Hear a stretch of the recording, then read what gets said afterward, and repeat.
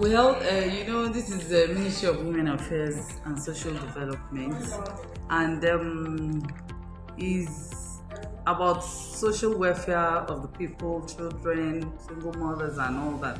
So we have about 7 departments here. We have the the child development department, the woman empowerment. We have the account. We have the juvenile. We have the social welfare and all that. But in this ministry, we've been able to do some changes in what we met on ground. Basically, I feel that we don't just have to impact on people. Like, we have a vocational skill acquisition school, and I felt like if we just train people and you let them go, maybe at the end of their training you give them some funds and they leave. Some of them, they get to use to divert that fund or whatever instruments you've given to them. But this time around, what we're doing now is when we ask them to do the skill acquisition, after you are done, we look for professionals around and we take those children there for like an IT program, so that you'll be able to learn more and be more professional. It's after that we'll be able to give you empowerment for you to be able to be on your own and to be able to run and that's what the empowerment is about. We didn't want to just give people a miss. For some people, if you give them something and it's not what is related to their trade, you just find out that they might sell off, they might choose to dispose or do whatever because it's not useful to them. So even the empowerment we did on Friday, what we did was gather, because we took into cognizance all the women of Ogun State, especially women leaders of wards and all that, and we will ask you, what exactly do you do for a living? It's by what they do for a living that brings about what we are going to buy for the empowerment, so that we don't just give them things that is not. If you say you're a caterer now and we give you a gas burner, obviously that is to aid. Some of them, if they are not cooking with it, they can rent it out to some people and say, okay, you are using it, and of course, and they are able to save and buy more utensils to be able to let their stand. Some people has shop, they sell mineral, they don't have freezers. So it's like we had to ask one each. But the Nigeria for Women program is a World Bank program, and I think the first country that did it was India. And when they brought it, we were able to read about it and saw that those women, at the end of the day, they were able to save up to the extent of borrowing the Indian economy money. So we wanted to teach them, because a lot of our women, they just go buy goods and just pick money from what they sell to spend. They don't actually know, this is my capital, this is my profits, this is the limit. So we teach them the financial implication of spending without knowing how much your capital or your profit. So the financial aspect is the first thing we train them about before we give them money to enhance their market or whatever they are doing. We have the WAG. If I want to give you a brief of the WAG comprises of different people.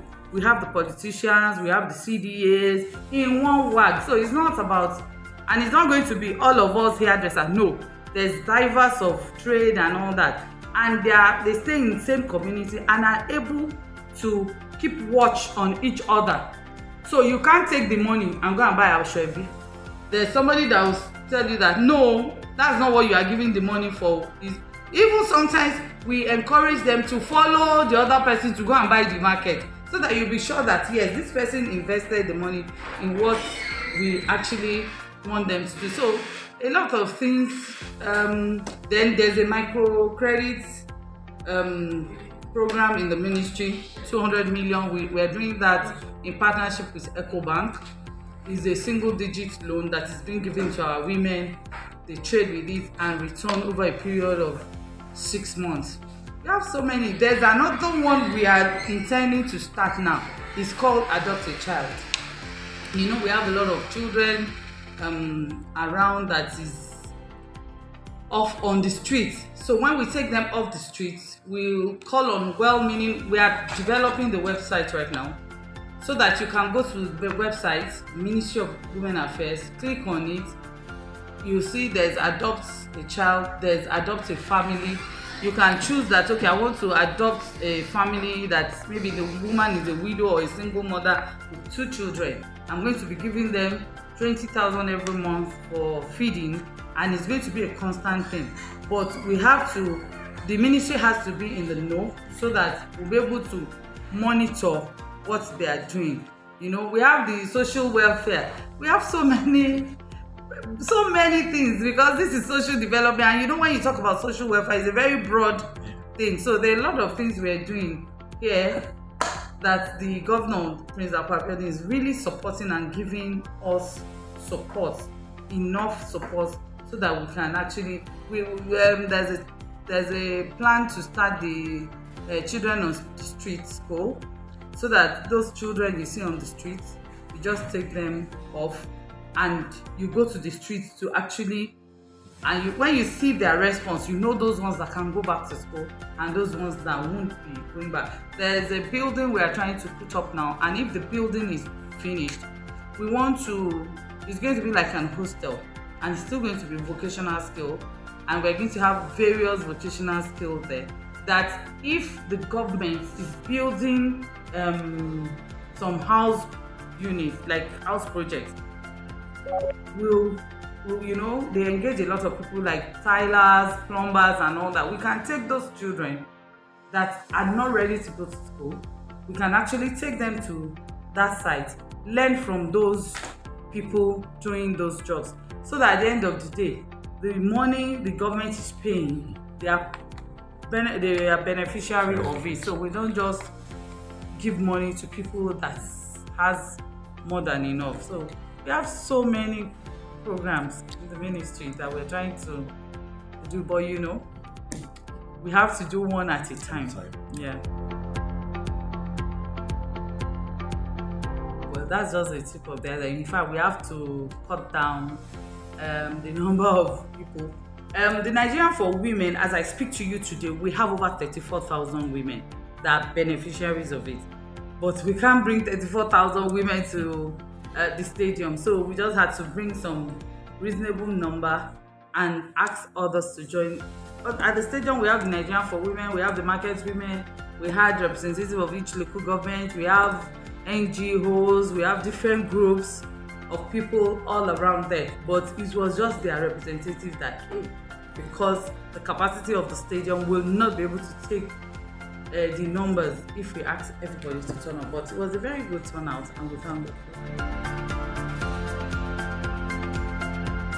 Well, Dapo is like a replica of the Nigerian for Women project is done in just 3 local governments out of the 20. So Dapo, why? That's the stipulation of the World Bank. That's what they can, the money they release, that's what it can take.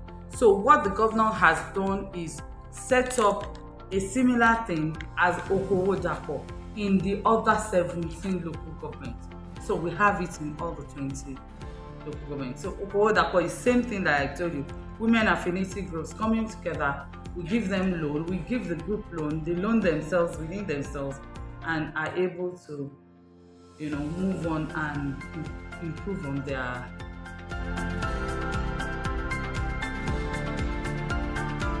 My major message is to tell them that we all can see that Prince Abiodun is actually out to give women enough support, and that's why the 35% affirmative inclusion was signed, you understand. But if our women do not come out to compete, how do we reach out to them? We cannot stay in and expect things to come and meet us. We want Ogun State women to come out to show their capacity and let the people know that yes, we can do it. A few of us has been in position of powers and we are progressing. We are not disappointing our people. So I know that there are a lot of women, they should put their fear aside and give it a shot so that we can have enough representation when it comes in politics or anywhere when it comes to 2020.